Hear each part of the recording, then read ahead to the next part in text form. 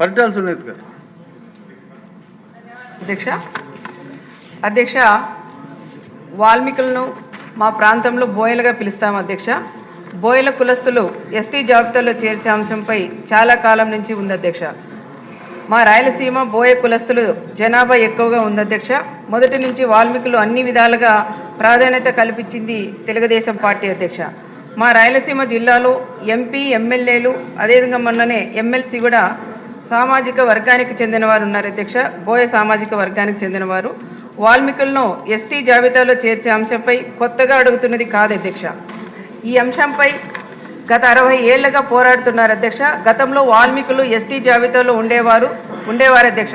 కానీ అప్పట్లో కొన్ని పరిస్థితుల కారణంగా బీసీలు గుర్తించారు అధ్యక్ష. పక్కనే ఉన్న కర్ణాటక రాష్ట్రంలో వాల్మీకులు ఎస్టీ జాబితాలో ఉన్న విషయం మీ దృష్టికి తీసుకొస్తున్నాను అధ్యక్ష.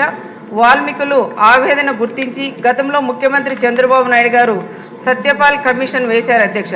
వారు పూర్తిగా పరిశీలించిన తర్వాతే ఇదే అసెంబ్లీలో వాల్మీకుల్ని ఎస్టీ జాబితాలో చేర్చే అంశంపై తీర్మానం చేశాం అధ్యక్ష.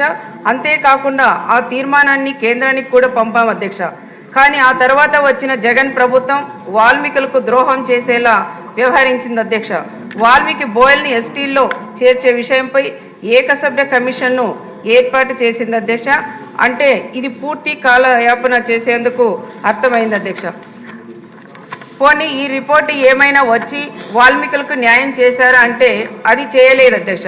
కేంద్రంపై ఒత్తిడి తెచ్చి వాల్మీకి బోయల చిరకాల కోరిక నెరవేరేలా చూడాల్సింది పోయి రాజకీయ కుట్రతో సమస్యను మరింత పెంచింది అధ్యక్ష. పైగా బోయల్ని ఒక ప్రాంతంలో ఒకలా చూసే విధంగా వ్యవహరించింది అధ్యక్ష. బోయల పరిస్థితి తెలుసుకోవడానికి కొత్తగా కమిషన్ అవసరం లేదన్నది మా అభిప్రాయం అధ్యక్ష. ఇప్పుడు మళ్ళీ ముఖ్యమంత్రిగా చంద్రబాబు నాయుడు గారు ఉన్నారు కాబట్టి కేంద్రానికి పరిశీలించి వాల్మీకుల్ని ఎస్టీ జాబితాలో చేర్చాలని విజ్ఞప్తి చేస్తున్నాను అధ్యక్ష. మాకు బోయలతో ప్రత్యేక అనుబంధం ఉంది అధ్యక్ష.